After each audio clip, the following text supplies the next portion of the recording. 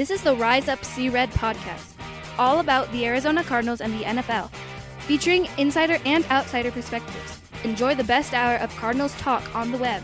Now here are your hosts, Jess Root and Seth Cox.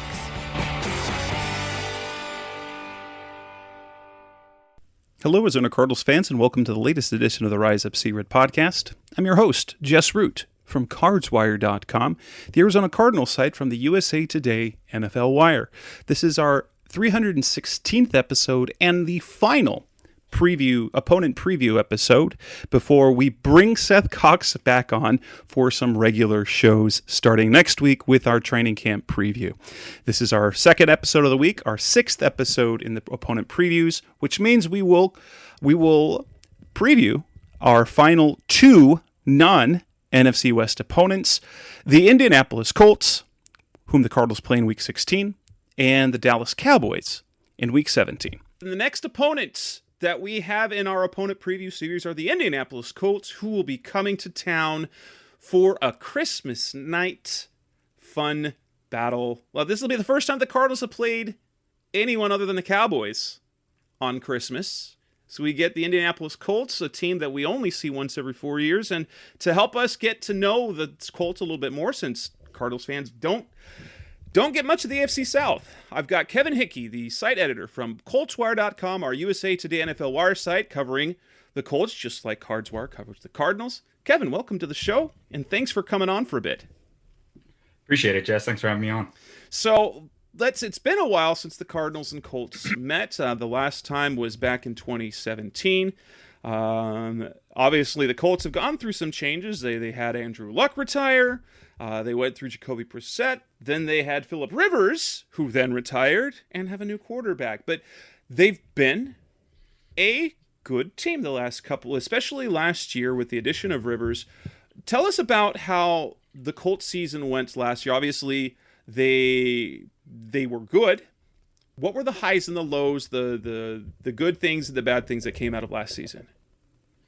Yeah, so it was interesting because, Phillip Rivers wound up being the third starting quarterback for Frank Reich in his first 3 years with the Colts. Like you said, they had Andrew Luck in 2018 and then Jacoby Brissett in 2019. That experiment kind of failed.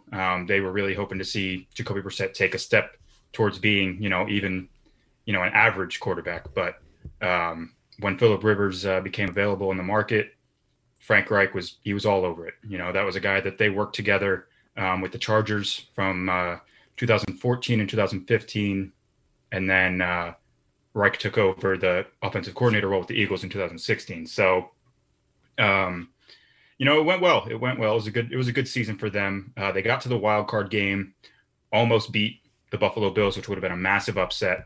Phillip Rivers played really well. Even though he was limited in terms of his mobility, his intelligence and ability to, move the offense, with his mind. And even though his arm was kind of going a little bit, he was able to make the plays. He was highly accurate.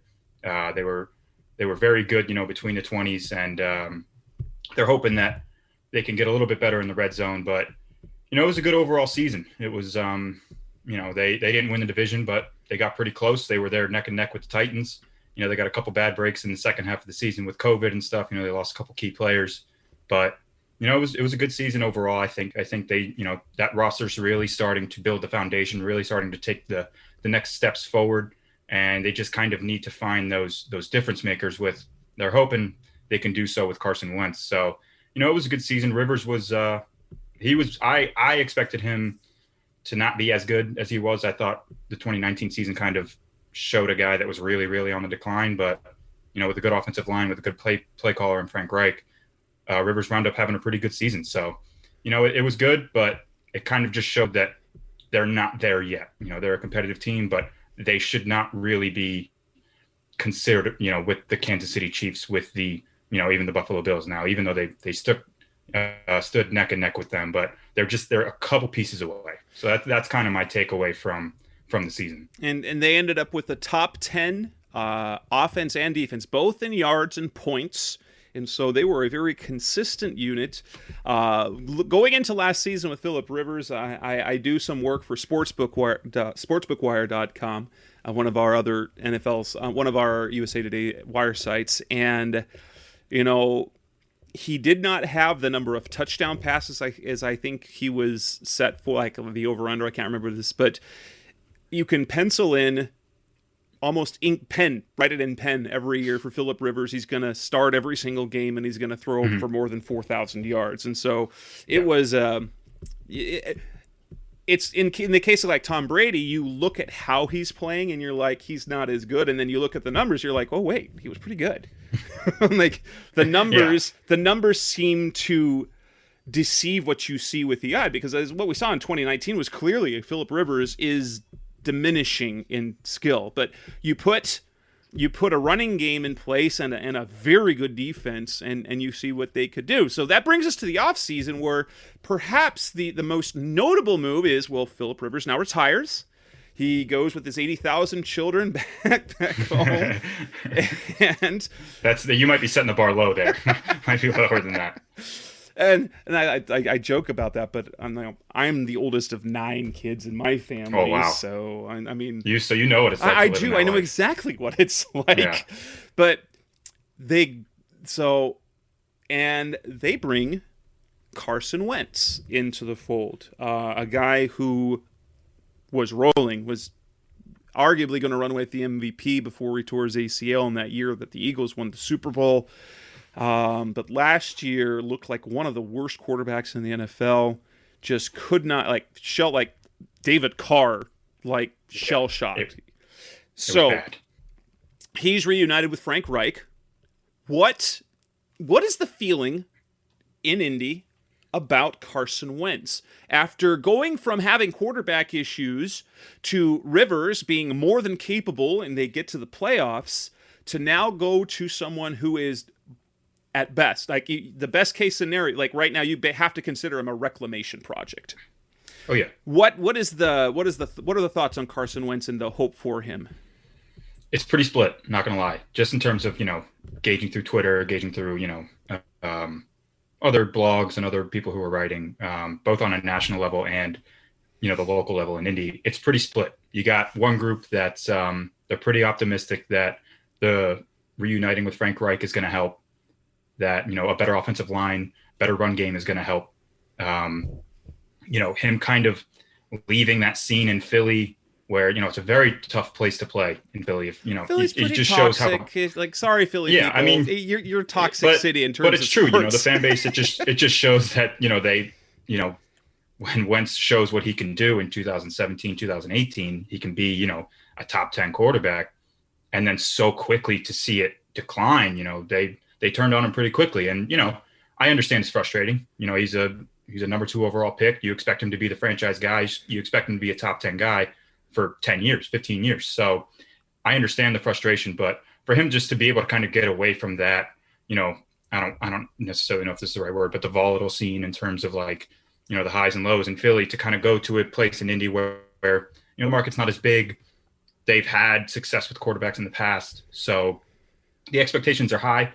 So you have that group that's kind of, they're optimistic. You have another group that's saying, well, 2020 was like a historically bad season.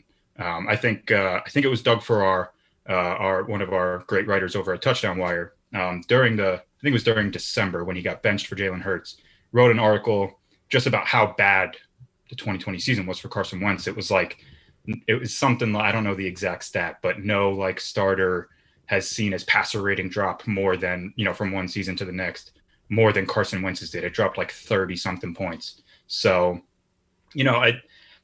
I kind of take the more optimistic route. I'm a little cautious just because the 2020 season was so bad. But in terms of what Wentz needs to do, I'm not a guy that's going to sit here and say that he can necessarily get back to 2017, that MVP season. I think everything went right for him that year. And then I think if he can get to that 2018 season, I think he was 13th in DVOA among quarterbacks. If he can get there, which I think is possible, that's going to be a huge win for the Colts. That's going to make the trade worth it. They give up a third rounder this year in 2021 and a conditional second that's going to be a first, because all he has to do is play 75% of the snaps or 70% of the snaps and they make the playoffs. If one of those two things happens, it goes from a second rounder to the first rounder for the Eagles. So when you talk about what he needs to do mechanically, his mechanics really failed him the last 3 seasons in Philly. The environment was tough in Philly. And then when you talk about just the kind of group they have around, the character of the locker room, which is something that they've been focusing very, very, big on when Chris Ballard took over, I think it's going to be a better fit for him. So I'm not putting all my eggs in that basket. I'm not saying he's going to come back and automatically be this top 10 quarterback, but I do probably share a little more optimism in that if he can fix what he needs to fix with his game, with his mechanics, and then you combine that with Frank Reich as the play caller, the offensive line they have there, and the running game, and like you said earlier with Phillip Rivers, a good defense goes a long way. The Colts have a pretty good defense. They have the chance to be even better if they can get their pass rush going. So I'm a little bit more optimistic, but at the same time, I do have my concerns. He doesn't have to be great, but if he is an above-average quarterback, the situation that they have there is one where they can be a postseason team, compete for the AFC South title. Obviously, the defensively, they kind of need to be good defensively and be all right offensively in a division that's got the Titans who edged out. Didn't they edge out the Colts by tiebreak? Yeah, they had the same record, and they had the tiebreaker. So beyond Carson Wentz, who are the notable losses and additions in free agency that will either impact negatively because of their loss, and then will be notable additions this year? Yeah, so the biggest loss, I guess you could say, Phillip Rivers is obviously a big one. We covered that when he retired. Losing Anthony Costanzo, their left tackle, he also retired. That was a big loss. He spent 10 years as a left tackle. He's been extremely consistent over the last few years working with Frank Reich and the offensive line coaches there. That's a big loss. They, losing your longtime left tackle, it's never easy to replace. And then another guy that they lost in free agency, who actually signed with the Titans in division, is Danico Autry. He's a versatile defensive end, defensive tackle. Really good against the run, kind of a power rusher. He's able to pressure the quarterback at a pretty consistent rate. So to lose those three, that was pretty big. So they also lost Justin Houston, who's I think still a free agent. I don't think he's signed yet. I think he's had a visit with the Ravens. But Justin Houston was a good defensive end. He was better in 2019, his first season. Last year he was a little bit more inconsistent. So it's gonna be hard to get the level of consistency they got in Costanzo and Autry, but some of the additions that they brought in will be pretty good. Or hopefully that's who are those free agent additions that they made? At left tackle, they brought in Eric Fisher, the former Chiefs left tackle. So that's like a lot of people are optimistic because it's not like Eric Fisher was not playing well. I don't think that's why he got cut. I think he got cut because, one, he tore his Achilles in January in the AFC Championship game. And two, I think his contract was pretty big with the Chiefs. I'm pretty sure. Yes. So when you look at, really the hope is he's just not too hampered by the Achilles. So if you can get Eric Fisher, because he was a Pro Bowler in 2020, if you can get him back to, all he needs to do is be an above average left tackle. I mean, really all he needs to be is an average left tackle. And the rest of the offensive line and the way they use their blocking schemes with their tight ends, they would be able to work around an average tight end, or offensive tackle, sorry. But if you can get, Eric Fisher level play, it's going to be great. The offensive line is going to be elite again. So, they signed him to a pretty cheap deal. It's a 1-year deal. And then to replace Danico Autry, to replace Justin Houston, they drafted Kwity Paye out of Michigan with the number 21 overall pick. They're very excited about him. He's going to be, in my opinion, a guy that's going to come in right away. He can be a 3-down pass rusher. He can set the edge against the run. The hope is he's the guy. He's the next cornerstone defensive end for the Colts and can be the guy to, really be that difference maker, because that's been their biggest issue on the defensive side of the ball. They have a really good interior, with All-Pro DeForest Buckner, and Grover Stewart's one of the most underrated nose tackles in the game. So when you have the interior set, it's pretty good. The edge wasn't as consistent. It wasn't as good. So you bring in Kwity Paye. Hopefully he can be the guy. And they also drafted a guy, Dio Odeingbo. I want to make sure I get that right, out of Vandy. So they looked at him. He's another edge rusher. They looked at him as a first-round pick. But then he also tore his Achilles in January when he was training for the Senior Bowl. So that dropped his stock a little bit. The Colts got crushed a little bit, in the post-draft process because they spent a second-round pick on a guy that's probably going to play half the season. But they might be more excited about Dio than they are Kwity Paye. They see him holding like a Justin Tuck kind of role where he works on the edge, works on the interior. He's an explosive guy. He's a lengthy guy. I mean, he's a freak. So if they can get those two guys going on the edge on the defensive line, that's going to boost the defense. I mean, they could be top 8, top 5 if that pass rush is getting going. So those are the big additions that they made to. Those are probably the most impactful additions that they made. Coming up next on the Rise Up See Red podcast, the best hour of Cardinals talk on the web, we continue the conversation with Colts Wire managing editor Kevin Hickey. We go more into depth about the draft class and look ahead to the outlook of the Colts 2021 season. That's coming next on Rise Up See Red. And anyone else of note that was drafted? You mentioned Paye, you'd mentioned Dio. Is there anyone else who could have even a complimentary impact this season? Yeah, for me, that would be tight end Kylan Granson out of SMU. Really athletic guy, really good after the catch, very reliable hands.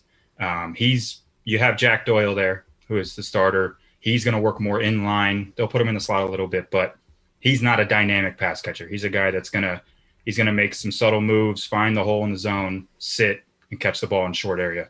Mo Alley Cox is still kind of a project. He's a massive human being. I mean, I think he's like 6'6", 270, was a former VCU basketball star. I mean, the dude moves. He's hard to bring down, and I think he actually has the biggest hands in the NFL. I think that's still the case. Oh man. So, but he's still a project. They're still trying to get him going as a route runner. He's a great blocker, but they're trying to get him to have a little more nuance with his route running. So you bring in Kylan Granson. He's going to try to fill that Trey Burton role, that move tight end role, put him outside, put him in the slot, really make an impact in the passing game. And, he's probably going to play a little more H-back because he's a little bit smaller. I think he's like 6'1". But he would be the guy that I think has the most impact in terms of, the other draft picks outside of Kwity Paye and Dio Odeingbo. Sorry. I'm still working on it. That's a name I don't remember in all the draft stuff that we did on the podcast leading up to it. But looking ahead now to the 2021 season, what's the outlook that you have for the team? What are reasonable expectations, kind of floor and ceiling for what you see them accomplishing this year? Yeah, so I think they have a pretty high floor. I think in terms of what they have already on the roster, you have a pretty good front seven. It's gonna generate enough pressure on the quarterback. It's just how consistent can they be? The secondary, the cornerback room has, Xavier Rhodes had a good season last year, had a good bounce back season. Kenny Moore's arguably the best slot cornerback in the NFL, depending on who you ask. Outside of that, the secondary in the cornerback room, there's question marks. So that's going to be their big, can the secondary really step up? They got a good pair of young safeties in Kari Willis and Julian Blackman. So really the cornerback room is going to make a huge difference, and the edge rush is going to make a big difference as well. If the edge rush hits and they can be consistent, I think the defense is good enough to keep them in games and even dominate games against bad offenses. So the floor is pretty high. I would say even if Carson Wentz really doesn't bounce back to the level that they hope, I still think they're a second place team in the division. I don't think the Jaguars are there yet. I think their future's bright, obviously, with Trevor Lawrence. The Texans, they got a whole mess going on with Deshaun Watson. And even with Deshaun Watson, that roster is it's awful. So I think the floor is pretty high. I think they'll win enough games to be relevant. And then you talk about their ceiling. If Wentz hits, and say he's a top 12 guy, and the pass rush really does come along, and third-year corner Rocky saying he's a former second-round pick. He's had kind of an up and down career. If all those things happen, I think that, I mean, they could easily make a run at the division. You know, the Titans, it's going to be tough because they just added Julio Jones, but they're going to have a chance to win the division if all goes right. And even then, you know, they showed that they can stay with a team like the Bills in the playoffs, but you know, it's all going to come down to Wentz. And if he hits, I think they're a playoff team, a pretty easy playoff team, just because, you know, the foundation of their defense, the foundation of their offense and what they want to do. I feel like their floor is high enough to where all they need to do is really get the quarterback going. If they get that, they're a playoff team. And, you know, I still probably wouldn't say they're better than the Chiefs just because Patrick Mahomes is such a trump card. But, you know, I think they'd be a tier just below, perhaps, I would basically say, just below like Kansas City, Buffalo, what they're expected to be. That's exactly where I would put them. And they probably, you know, maybe you put Cleveland in that tier with them. So, with the Colts, not with the Chiefs and the Bills. But yeah, so I think you're talking, you know, they get to the divisional round, maybe they squeak a win and get to the championship game, but they need everything to go right for that to happen. To me, they're somewhere between a 9-win team floor type thing, Yep. where they're probably in the mix for the wild card, unless it's like last year where you win 11 games and you still miss the playoffs, like Miami. Yeah. That's crazy. And could be even as good as maybe 12, 13 wins, depending on how they end up. I think that's kind of, because, you know, we all did the predictions, the record predictions, which is, you know, we know it's kind of nonsense. You know, we have no idea what's going to happen, you know, but we got to get content out. So I think I had them, you know, I think I did a little cop out and went like 10-7. But I think that's probably like the most realistic outcome for them in 2021. And looking ahead, when both the Cardinals and the Colts obviously have the edge that they were a little bit better last year, top 10 in both offense and defense. The Cardinals are kind of on that same level, and I think that's going to be that will be a key matchup for both teams down the stretch. Now, granted, being interconference, it likely won't. It doesn't make a difference for tiebreakers. But it is a measuring stick late in the year, you know, with because it'll be week 16. It'll be 2 weeks left in the season as to where they are as a team. So how that game goes, one way or the other, probably has an impact on whether they're playoff bound or not, which I think absolutely. They're both pretty evenly matched. I think that the Cardinals obviously right now have an obvious edge at quarterback unless Carson is at the level he was at, which is hard to. It's unreal to expect him to be that. You can't project that. You know what I mean? Like, it's like you can't. I think the same thing with the Cardinals. So if I'm looking at the NFC West, like as much as I think the Cardinals can win the division, I'm not going to project they will win the division because basically everything has to go well. And you look at the Rams, who were great last year and improved at quarterback. The Seahawks still have Russell Wilson. The 49ers were a Super Bowl team until they had injuries, and they basically have as talented a roster at their health. They're good. So, you know, if you look at odds, the Cardinals are still the most unlikely to win the division. They could do it, and so I still predict them to be a 10-7 team that squeaks into the makes the wild card and hopefully has a Colts type year. Obviously, I want them to go all the way, and I think if everything goes well, they can. But I think if they follow the arc that the Browns did, where they went from they missed to being good, better, make the playoffs, and even steal a win in the postseason is kind of what I'm expecting, and that's probably kind of what the hope is for the Colts. Only. Yeah, like how many years does Carson have left on his deal? Well, so technically, I think he still technically has 4 years, but because you traded for, pretty sure the guaranteed money I think stops after 2022. So the way we're all kind of looking at it is, it's like this is a 2-year experiment. You know, can they get him back to what they want to get him to? Can they get him back to that level? If they can't, you can cut him or trade him, whatever, after 2022, and it's not a huge dead cap hit. So, you know, the next 2 years are going to be expensive, but if he's the guy that you think he is, and but so is at Phillip this Rivers. point, I think, right. So, and the way, you know, at least the way I look at it, I know a couple of the other writers, you know, in the indie sphere, you know, Chris Ballard and Frank Reich, they've kind of earned the benefit of the doubt. So at this point, we have to kind of take it for what it is. Sure, there are question marks, big question marks. But we kind of have to just wait and see how this works out. And if it doesn't pan out, then you kind of, you go back to square one, try to find your guys. So I know there are a couple people who, they're kind of, they want, after seeing Justin Fields fall, because that was the whole, before the Carson Wentz trade, it was all trade up for a quarterback. And, at 21, it's hard to do, especially after the 49ers gave up, I think, what it was like 3 first-round picks for the number 3 overall. So you're like, okay, maybe you can trade up to 7, with the Lions. And then they see Justin Fields fall. This is after the whole Carson Wentz thing.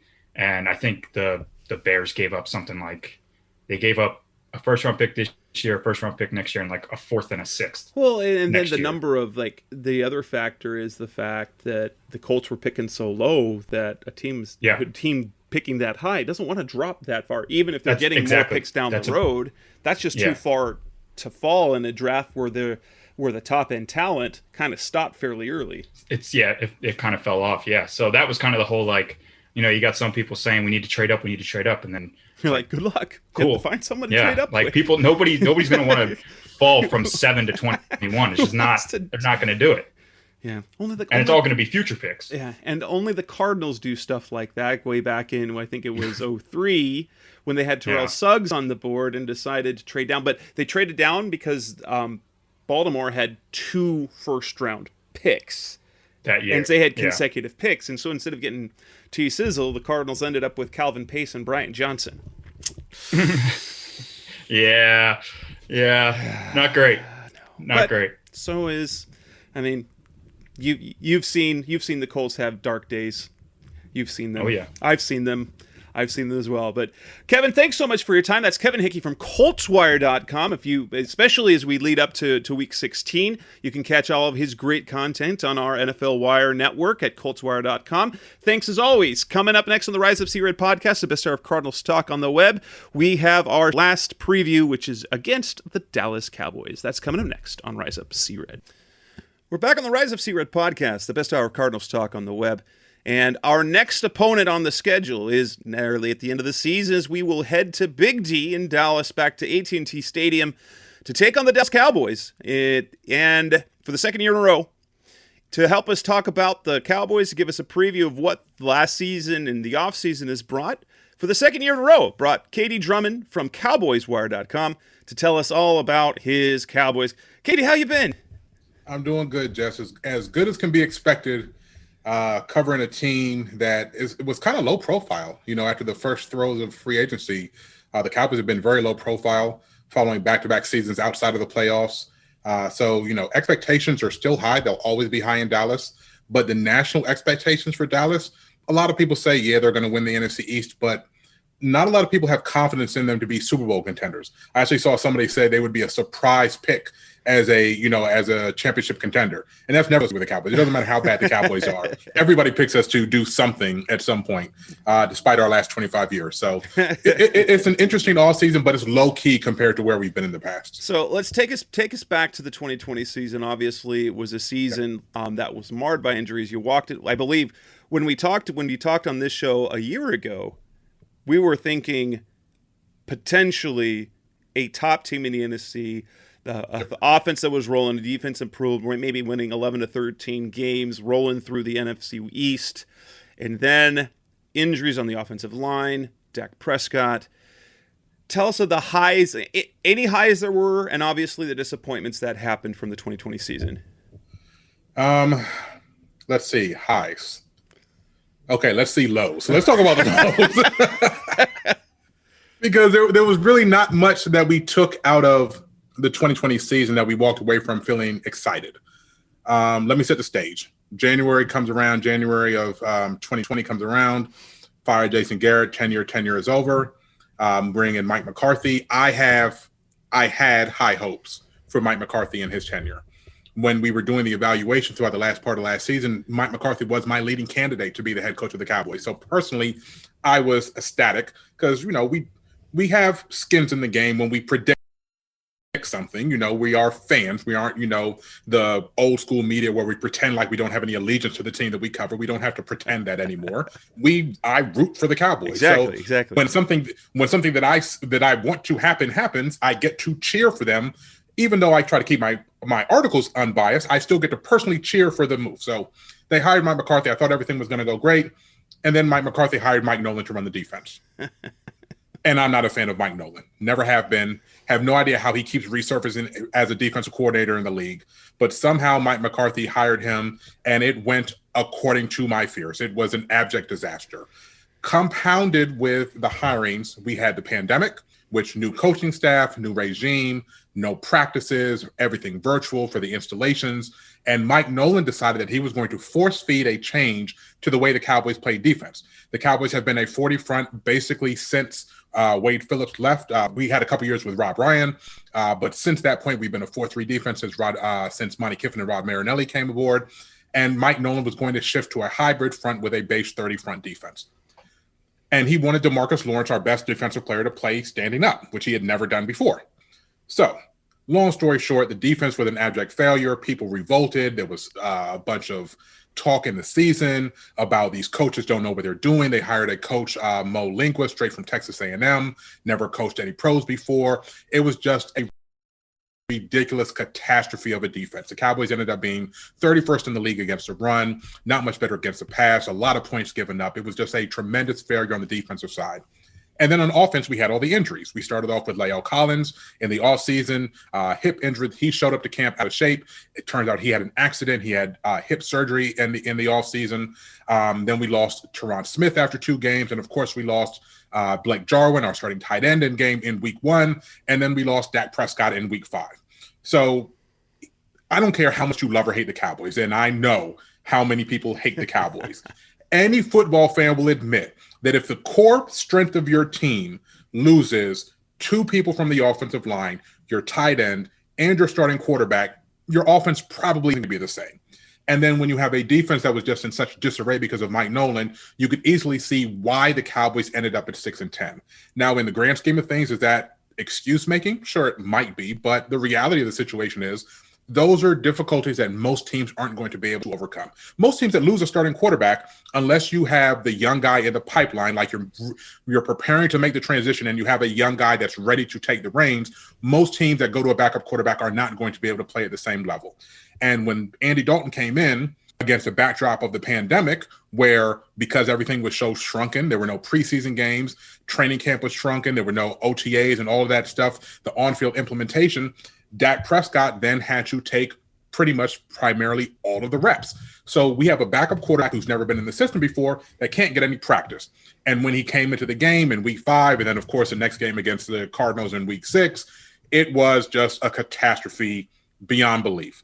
So Andy Dalton struggled, and then he got hurt because he got hit with a cheap shot, got a concussion. So we turned to our 7th-round pick, who was honestly a pick for the Cowboys. It was like doing a friend a favor.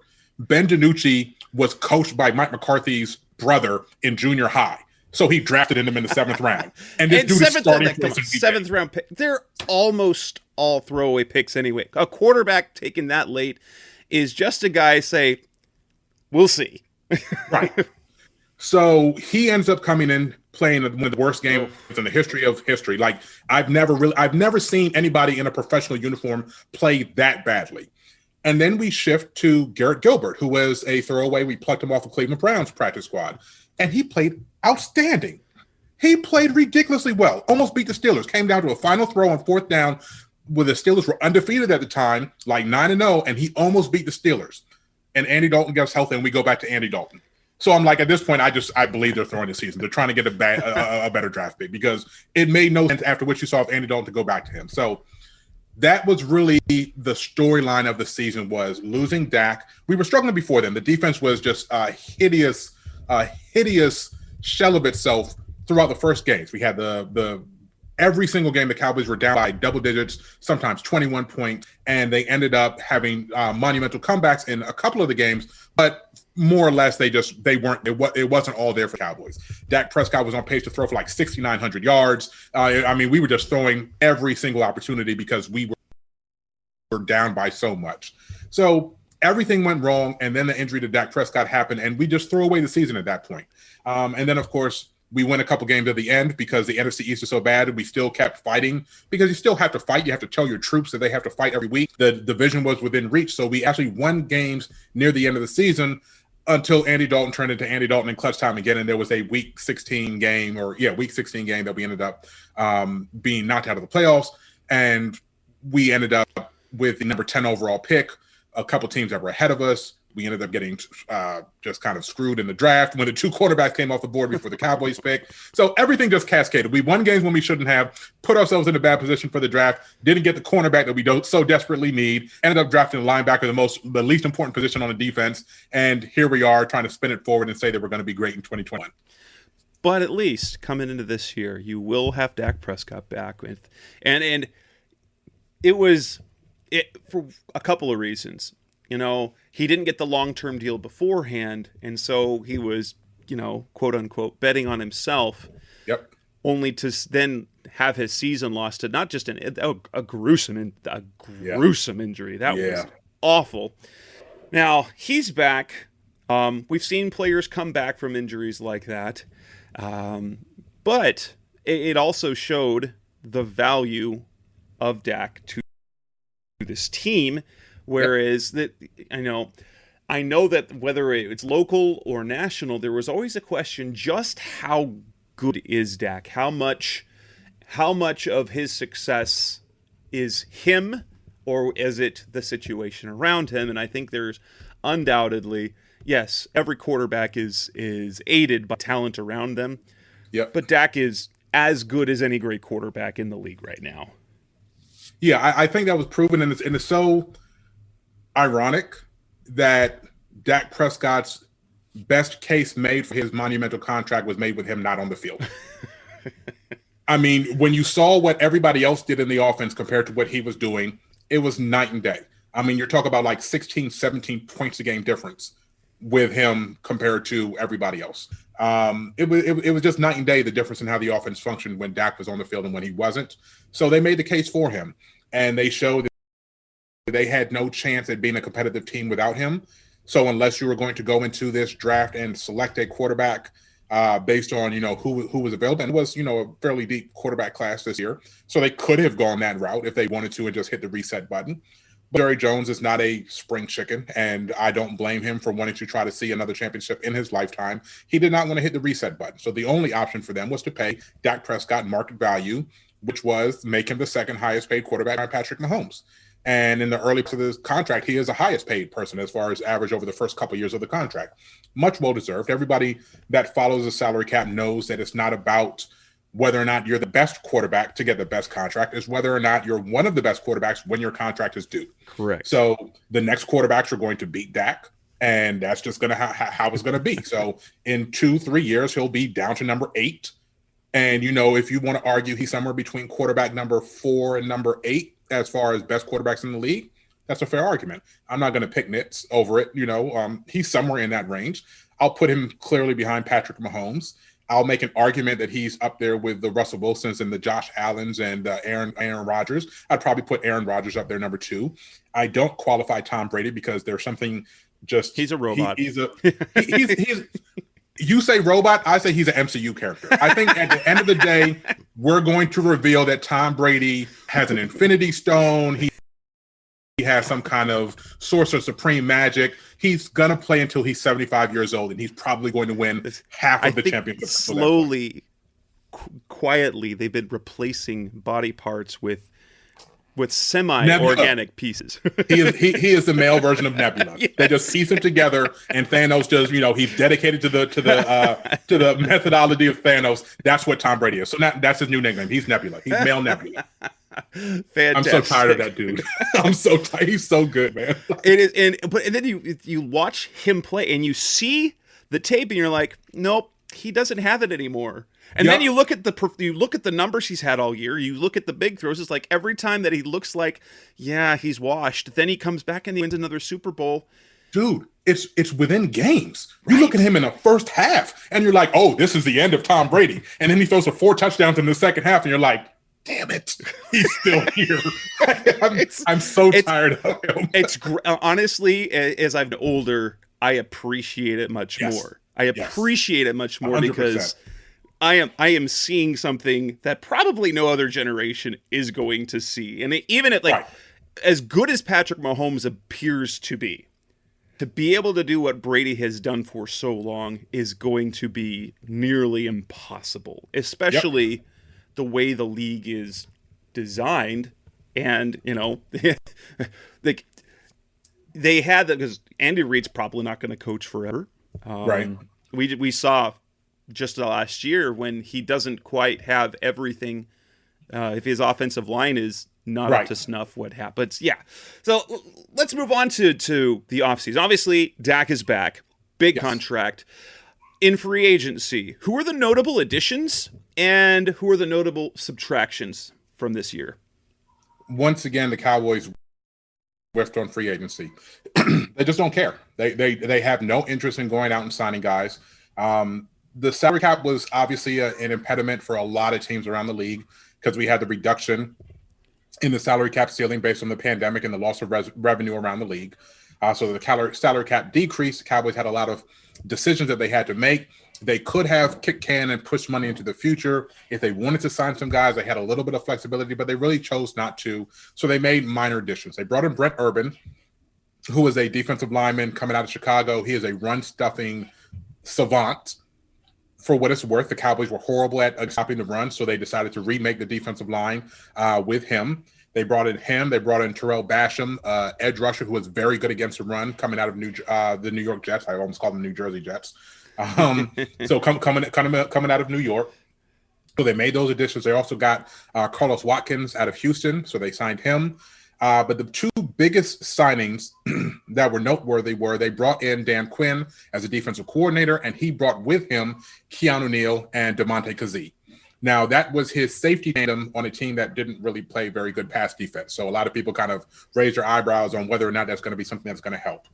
But he has transitioned Keanu Neal to linebacker because I said it myself. When the rumor started that Keanu Neal was coming in, I was like, why? He can't cover. The dude cannot cover. He might have got some interceptions early in his career, but when you look at him on film, especially coming off the Achilles injury, he's not the guy that you want chasing wide receivers down the field. He can do some work against tight ends. He can do some works against, running backs on wheel routes, those sorts of cover situations, but you don't want him having to take a wide receiver down the field. So they transitioned him to play weak side linebacker and kind of be that dime defender where you can take on that role and just strictly focus on the running backs and tight ends. I'm cool with it. I'm actually ecstatic about that because we had such bad linebacker play last year. From there, signing Damontae Kazee. Interesting signing. We know that he is an interception magnet, but he had an Achilles injury in October of last year. So what are you going to get back with him? All reports are that he looks like he never had an injury, but this is OTAs. You're not really turning and burning. Nope. So and this is one thing that Cowboys fans and the media, and when I say media, I still include bloggers, and I'm pointing to myself for those that are listening. I'm pointing to myself right now. That a lot of times our profession kind of gets lost in the sauce of the emotions of it. Yes, this signing is great if everything about this player is the perfect version of this player. But you rarely get the perfect version of that player in free agency. It just doesn't happen. The teams, unless there's mitigating circumstances, a team that knows a player going into free agency probably is making the correct decision and letting them walk. If they decide that this guy is not going to be a focus. Now, you have situations where a guy, wants more for his contract. He's a malcontent when it comes to the coaching staff that's on hand. But if a guy comes to you in free agency cheap from a team that could have probably signed him for just as cheap, 9 times out of 10, maybe 8 times out of 10, you're not going to get the perfect version of that player. You could luck out and, that guy comes and he's everything you want him to be. But these cheap, low risk, high reward type of signings are normally low risk, low reward type of signings. So I don't really look for that to be the Cowboys' long-term solution at free safety. I'm hopeful that I'm proven wrong, but I just can't be enthusiastic about a guy coming off an Achilles to be the solution to playing center field on a defense that's as porous as the Cowboys are. So I'm very interested to see what some of these younger guys can do. But as far as free agency, that's really where the Cowboys made their noise. They didn't even touch the offense for the most part. They were like, run it back. Everybody was in, just run it back. Get everybody in here healthy. Get the offensive tackles healthy. Get the tight end back in here healthy. Get the quarterback back in here healthy. We're good on offense. We can put up 40 burgers on pretty much any defense if our offense is healthy. Just improve the defense somewhat. And I think they're in a position to, because Mike Nolan was so bad. Like, he was just such a bad coordinator that I think just addition by subtraction, and then the addition that you actually made, adding Dan Quinn, who's coordinated Super Bowl defenses, because he went back-to-back in Seattle, won one, lost one. He took Atlanta to the Super Bowl as a head coach, and even though he wasn't calling the plays, he still helped design that defense. So he is somebody that knows what it takes to get to the championship game. Bringing him in to run the defense when you have Mike McCarthy as a walk-around coach, I think is tremendous. So they made those small free agency additions. We'll see how they fit with the personnel that was there and just the improvement of getting Mike Nolan out of the building. There's hope that we can be a 15 to 20 defense. And with the offense the Cowboys have, that's good enough to get hot at the end of the year and then possibly make some noise. That actually sounds very familiar to what happened with the Cardinals between 2019 and 2020 when they had an atrocious defense, where they were 31st or 32nd in almost every passing defense category. They allowed an opposing passer rating of 109 on the season, like 30 touchdown passes, I think only like 11 interceptions. Like, the average quarterback against the Cardinals in 2019 was on pace for the Hall of Fame, essentially. And so, but yeah, and when they went from that to a middling defense, middle to above average defense, they were rolling last year until the offense fell apart. Coming up next on the Rise Up See Red podcast, the best hour of Cardinals talk on the web, we continue the conversation with Cowboys Wire's KD Drummond and talk about the Dallas Cowboys, the Cardinals' Week 17 opponent on the road. We take a look at their draft class and the outlook to the upcoming season. That's coming next on Rise Up See Red. Now, we're looking here at the draft for the Cowboys, and defense was again the focus. It looks like the first 6 picks were all on the defensive side of the ball. And I actually like your top 3 picks. I know that it doesn't sound like you're in love with the Micah Parsons pick. It looks like their linebacking core should improve. And I like Micah Parsons. I think Kelvin Joseph is going to be a sneaky, decent pick. And being a Pac-12 guy, I saw what Osa Odigizua did at UCLA. I think he will be a nice addition as well. Yeah, I was a lot more against the Micah Parsons pick when it happened because I don't like linebackers. There's a movement in the NFL and NFL media that running backs don't matter. I'm team linebackers don't matter. I understand that, and the Cardinals have used, let me see. This is now the 4th time in 8 years that they used a first-round pick attempting to play inside linebacker. The first 3 they moved their position to do it, and so... Yeah. So the Cowboys are in that same boat. We drafted Leighton Vander Esch first round in 2018. We drafted an injured Jalen Smith to redshirt his rookie season in 2016. And then after 3 years, gave him a 5-year extension, even though he can't cover and he can't follow directions. They repaid him. So we're actually in a position where after they paid him going into 2019, there was a lot of talk about releasing Jalen Smith. They kept him. They probably shouldn't have because the draft worked out for them. And he could be somebody that could be on the trading block in training camp. I'm not saying it first amongst Cowboys Nation, but maybe across, nationally, it hasn't picked up much steam. But if things work out with the linebackers that they did draft, Jalen Smith could be on the trading block. I would love for them personally to trade him to New England for Stephon Gilmore. Ooh. If Gilmore wants out, their salaries match. And you could we want potentially Gilmore. make that deal. We want Gilmore. Everybody wants Gilmore. I don't. He is. Everybody wants Gilmore, but I mean, we're the Cowboys, so we get to the top of the pecking order. We still have this belief that everybody in the league wants to come play for us, so we still have this facade. And Jerry Jones believes it, so we try to believe it.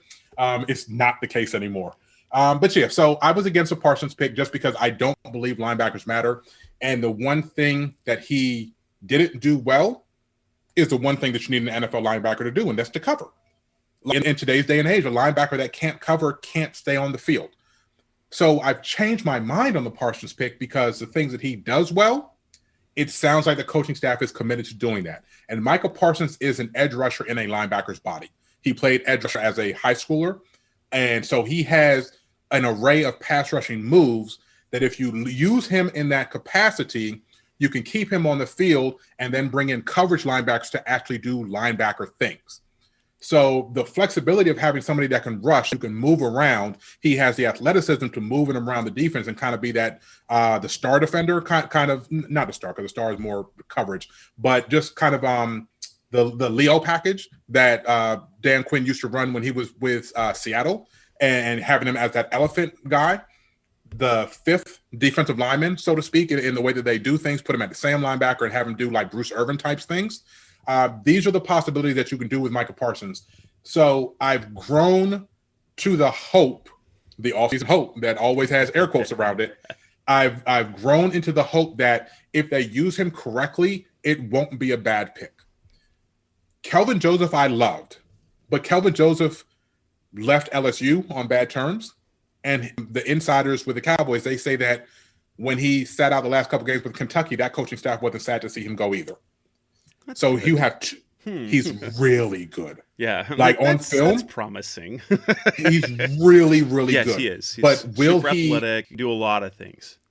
I think he was probably the Virginia Tech kid, Farley, was probably the most sound cornerback film-wise, but the back injury. After him, I would probably put Joseph as the most technically sound and promising cornerback out of the group, even above the guys that got picked 8-9, ahead of the Cowboys. So I like him, but he showed up to camp out of shape and then COVID. And at this point, to me, like catching COVID in spring and summer 2020, I don't blame you. This year, catching COVID now is kind of like, are you just not doing what you have to do after a year of knowing? I try not to blame people, but it's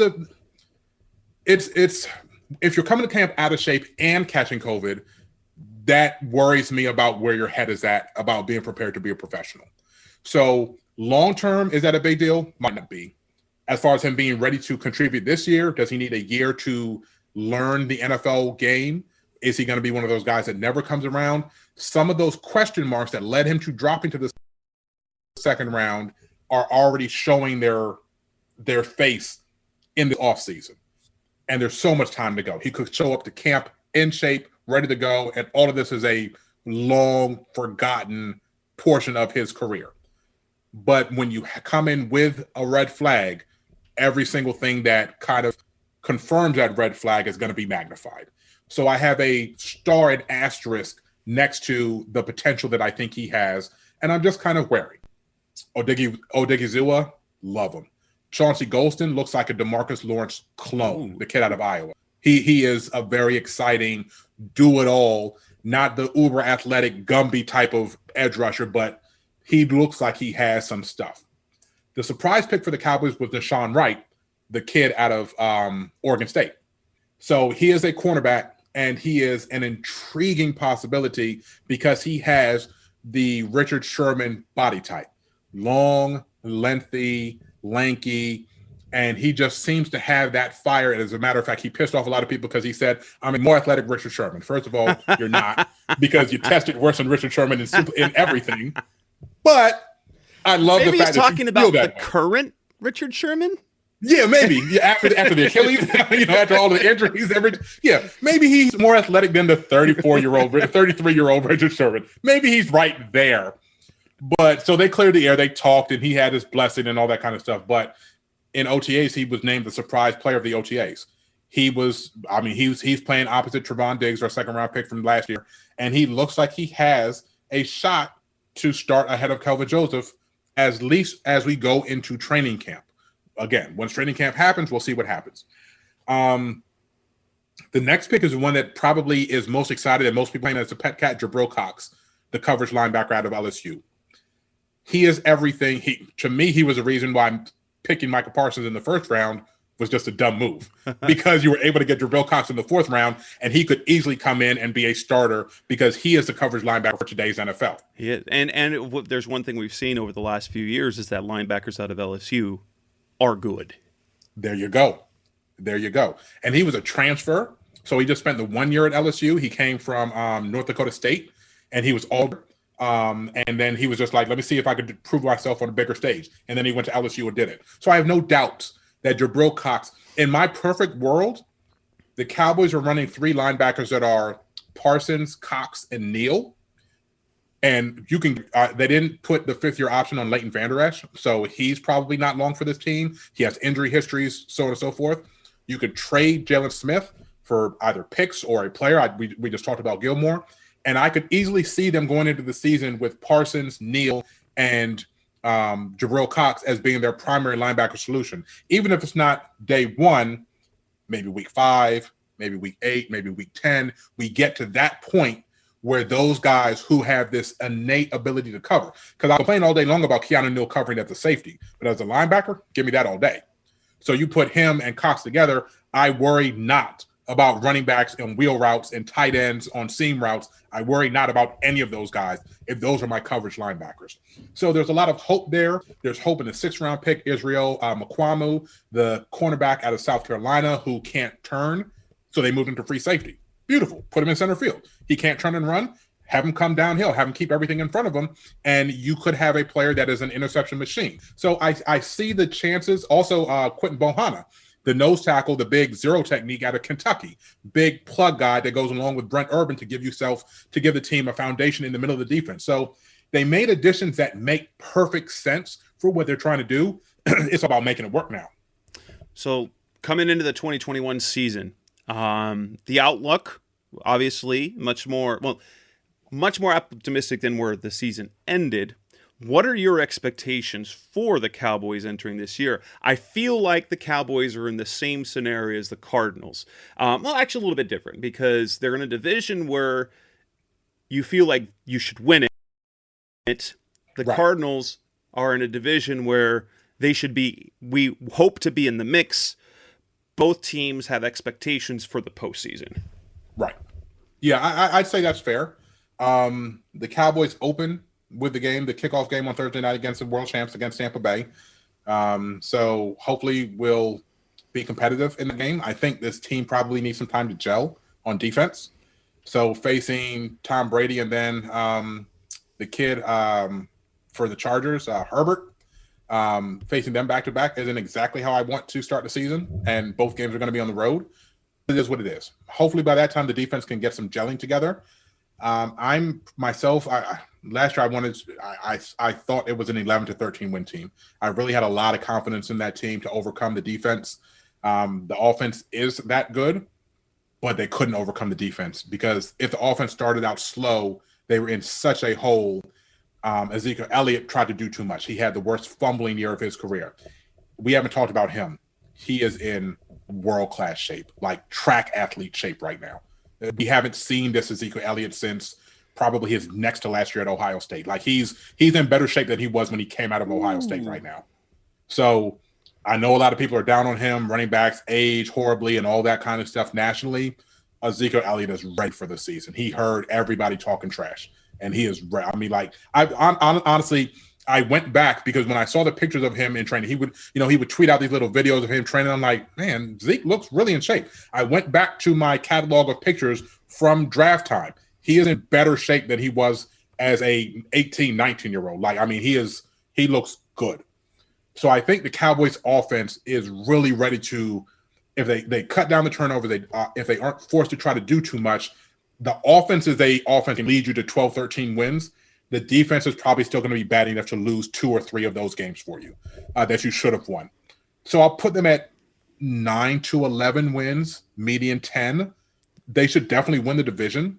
Washington's defense, it's basically going to come down to Dallas and Washington. As elite as Dallas's offense is, that's how elite Washington's defense is. So it's really going to come down to that battle, and more so the battle of, okay, which opposing unit is able to rise with the tide? Is the Cowboys defense going to be able to be good enough that they don't handcuff their offense? is the Washington offense going to be able to be good enough that they don't handicap the defensive efforts? The defense gets a turnover. The offense can't do anything with it, go 3 and out. I can foresee that being something with Washington. Washington has weapons. They signed Curtis Samuel. They have Terry McLaurin, who for my money is a top 10 receiver already. They went out and they got Fitzpatrick. Fitzpatrick has never won. He's never won. And for whatever reason, everywhere he goes, the other guy gets a chance. Like he never hold on to a job, no matter how much Fitz magic there is. That's because that Fitz magic is usually good for about 3 games. There you go. 3 games or 3 quarters. Something happens. But that guy is never able to last. So they're banking on that, on this being a season that he does more than what he's ever done before. I'm not holding my breath on it. I might have some hateration in my heart when it comes to that team. But I can't see Washington's offense being able to hang with the Cowboys offense on that level. So I'm picking them to do 10, maybe 11 wins and to win the NFC East. And then from there, it's all about, can you escape Aaron Rodgers until championship game type of situation, you know? Well, that's if he plays. And yeah, maybe Aaron Rodgers gets sent to the AFC. If they trade him to Denver, dude, if they trade him to Denver, and I mean, I think that's what most people assume. If he gets traded, it's going to be to the Broncos. It just seems like a perfect fit. Man, that'd be stupid. That'll be just, it's Aaron freaking, I don't care. Look, that dude is a diva worthy of a beauty pageant crown. I don't care. It's Aaron Rodgers, Mike. You keep him happy. You have to. Because the other option is Jordan Love, whom they hid. Listen, like that whole front office to me is just, I can't explain it. I can't explain what the Green Bay front office has done over these last several years, but so they were lucky to have Aaron Rodgers when they did it to Brett Favre. Right. They don't have Aaron Rodgers behind Aaron Rodgers. I don't think they do. Maybe they think they do. Maybe they think they do with Jordan Love. I don't know. I'm not a film evaluator when it comes to the collegiate guys. So I just go off of what I hear. I've never heard anybody refer to Jordan Love as what we heard about Aaron Rodgers. Because remember, Aaron Rodgers fell. He was projected to be a number 1 pick and fell in that draft because circumstances, whatever, people worried about his diva attitude, whatever you want to spin it as now. But nobody said that about Jordan Love. You know what I'm saying? So people can surprise. Dak Prescott surprised. You just never know what you're going to get out of these guys. But that's a risk I wouldn't be willing to take, man. Not with Aaron Rodgers. I wouldn't try to piss him off. That said, Week 17, Cowboys Cardinals. Yes. That game will matter for both teams most likely. I'm sure. And I know we, like in Phoenix, we know we don't feel we get enough love in terms of primetime games. That is one with the Kyler Murray. Obviously the last year, the Monday Night Football, they got that love, but right. Kyler and Dallas, you've got that matchup. You've got 2 teams. And everyone wants to watch the Cowboys. That's what ESPN thinks, and if the NFL thinks, everyone wants to watch Dallas on TV. So I'd love to see that fluxed to a late game, even though it's not a division game. Right. Yeah. I mean, it's a noon game right now. Noon Central Time for the Cowboys. I'm interested in it. I mean, to tell you, like, I would want to see that on prime time, but you just never know how they're going to shake these things out. And that won't be, that's January 2nd, 2022. So we won't even see y'all in 2021. We got to wait until after the new year. We're going to have hangovers. Well, oh, man. I think we should be good then because it's the day after New Year's Day. So we will have already been able to. Have you seen the Dallas club scene? Because I'm just going to go ahead and tell you right now, hangovers might still be in play. All right. KD, I appreciate the time. This has been an extra long edition of our opponent preview. That's KD Drummond from CowboysWire.com. Definitely catch the content from there the week of the Cardinals-Cowboys game and keep up with it over the course of the season. There will likely be storylines that come out of there that matter to the Cardinals. KD, appreciate your time as always. And that wraps up this edition of the Rise Up Sea Red podcast, the best hour of Cardinals talk on the web. And we are done with all 6 of our opponent preview shows. We've previewed all 14 opponents. That means next week we are back on our regular schedule with Seth Cox joining me back on the line for our training camp preview. Thanks for listening as always. We'll be back again next week. Thanks for listening to the latest edition of the Rise Up Sea Red podcast. Listen to previous episodes and subscribe to the show on Apple Podcasts, Stitcher Radio, Audioboom, or many other podcast platforms so shows are delivered directly to your mobile device. Please give the show a 5-star rating and always support the sponsors who support the show. We'll be back soon for the best hour of Cardinals talk on the web. Rise up, Red Sea, be Red, see Red, and of course, rise up, see Red.